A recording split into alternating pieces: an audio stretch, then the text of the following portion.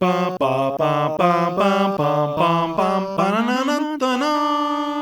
everybody, and welcome to part 2 of bonus episode 9 of ALs RPOs, celebrating the RJ Collect Sets opening of tin number 6, the Bryce Harper tin. And I tell you, I'm feeling a little bit sad because the journey is coming to its end, but I'm going to have fun getting there, and I hope all of you have fun too. It's box set time. Toys R Us 1990 baseball rookies. Only $1.99 for these beautiful cards? Wow. By the way, if you'd like to help me with my spring cleaning and enter into a giveaway, maybe win some packs, check out the giveaway video I posted a few days ago. The link is in the description. Jim Abbott. He played 10 seasons in the Bigs, finishing 3rd in the Cy Young voting for 1991 and pitching a no-hitter in 1993. All of this having been born without a right hand. Check this out. And the ground ball is short. Velarde. He did it. He did it. No hitter for Jim Abbott. Knew that his team needed an outstanding performance. Welcomed the challenge before the game. Said he looked forward to that kind of challenge, and boy, did he meet it today. Isn't that just amazing? You can do anything you guys want, people. Just go for it. Eric Anthony. His best year was probably 1992 when he hit 19 homers and 80 RBIs for Houston. He went on to hit the first ever home run at Jacobs Field in Cleveland. Joey Bell, or Albert Bell if you prefer. One of only 6 players in MLB history to have 9 consecutive 100 RBI seasons. In 1995, he became the only player ever to hit 50 doubles and 50 home runs in a season. Andy Bennis. You know, they say he was tipping his pitches, that he would grit his teeth when he was about to throw a slider. Here's a fun fact. He was the guy who threw out the first official pitch for the Arizona Diamondbacks organization. Greg Briley. They called him Peewee. He played for 5 years in Seattle and 1 year in Florida. His best home run tally was 13 in 1989, and his best season average was 275 in 1992. Kevin Brown, 19 seasons total. His best year was probably in 1996 for the Marlins, a 1.89 ERA, and second to John Smoltz in the Cy Young voting. The following year, he threw a no-hitter against the Giants. Mark Carrion. He had 10 seasons total. Left-handed thrower, right-handed hitter. He helped the Mets with some pinch-hitting power, and he was a good fielder. But sadly, he was someone who was named in the Mitchell Report. Mike Devereaux. He had a good year in 1992 with the Orioles, 24 homers and 107 RBIs, but in 1995 with Atlanta, he won the NLCS MVP and a World Series championship. Junior Felix. He played 6 seasons total with Toronto, California, Florida, and Detroit. He's in the exclusive club of players to hit a home run in his first major league at-bat. And he's in an even rarer club, having done it on the very first pitch. Mark Gardner. In 1991, he had a no-hitter against the Dodgers for 9 innings and then gave up 2 hits in the bottom of the 10th. So close. 2 games later, his teammate Dennis Martinez threw a perfect game against the Dodgers. So, Bob Geren. He only played 5 seasons in the Bigs, 4 with the Yankees and 1 with the Padres. He managed the A's for 5 years, and now he's a bench coach for the Los Angeles Dodgers.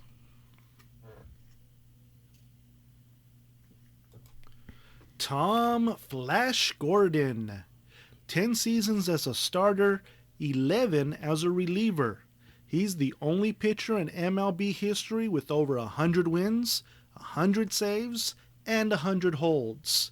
Currently a radio color commentator for the Red Sox. Ken Griffey Jr. In 1989, his first of 22 seasons, he'd hit .264 with 16 home runs. By the time he was done, he'd have 630 home runs, which ranks as 7th most in MLB history. Pete Harnisch. His best years were probably in 1991, when he was an all-star with an ERA of 2.70 and even had an immaculate inning, and in 1993 with an ERA of 2.98, 16 wins, and 4 shutouts. Ken Hill. His best year was arguably in 1994, when, despite the strike, he won 16 games and finished second in Cy Young voting. The winner that year was Greg Maddux.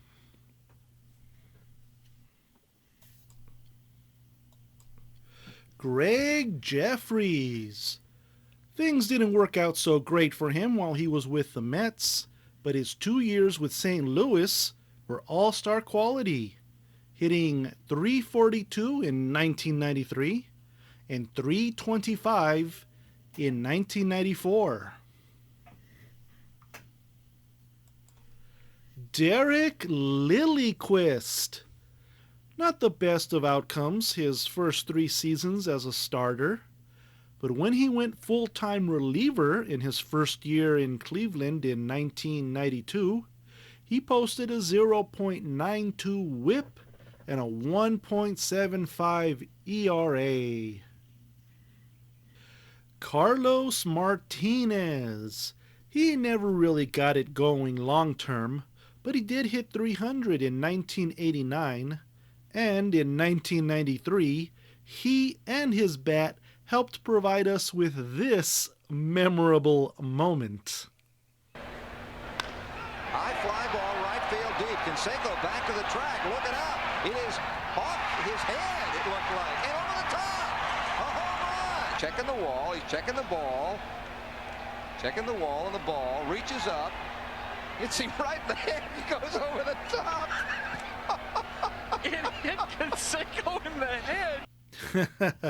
Pretty good, right? Ramon Martinez, Pedro's older brother, had his best year, I think, in 1990. All-star year for him. .292 ERA, 20 wins, 12 complete games, and second in Cy Young voting. Pittsburgh's Doug Drabek won it. Bob Milacki. Great September call-up in 1988. 25 innings pitched in 3 games, 0.72 ERA. In 1989, he pitched a complete game shutout against the Twins, where he faced the minimum 27 batters, giving up 3 hits and 2 walks. Greg Olsen. He looks uncomfortable there. In 1989, he became the first reliever to win the AL Rookie of the Year when he saved 27 games with a 1.69 ERA. He is the Orioles' all-time saves leader with 160. Kenny Rogers. Long career for the gambler.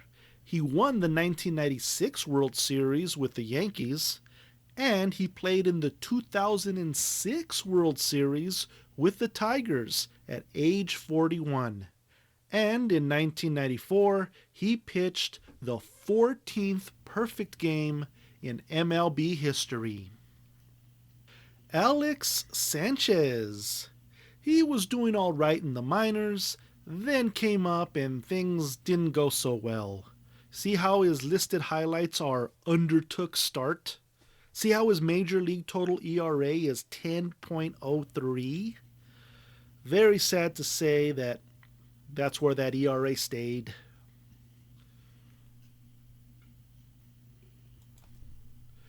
Gary Sheffield.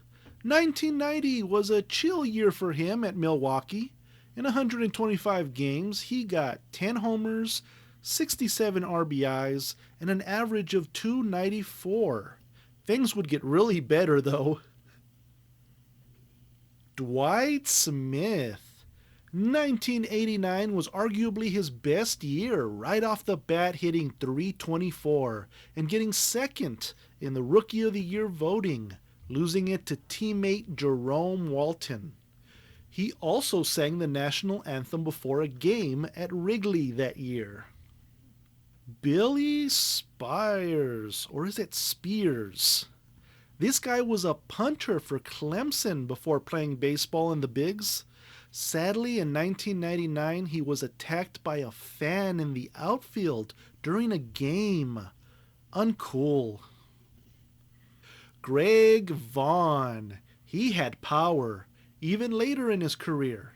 In 1998, he hit 50 homers, the fourth most behind Ken Griffey Jr., Sammy Sosa, and Mark McGwire. Robin Ventura. Fun facts, he hit 18 grand slams. That's fifth all time.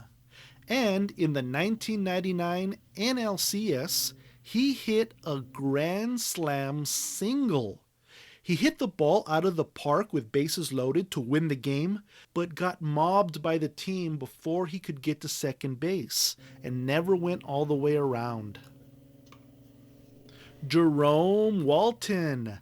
I just mentioned he won Rookie of the Year in 1989.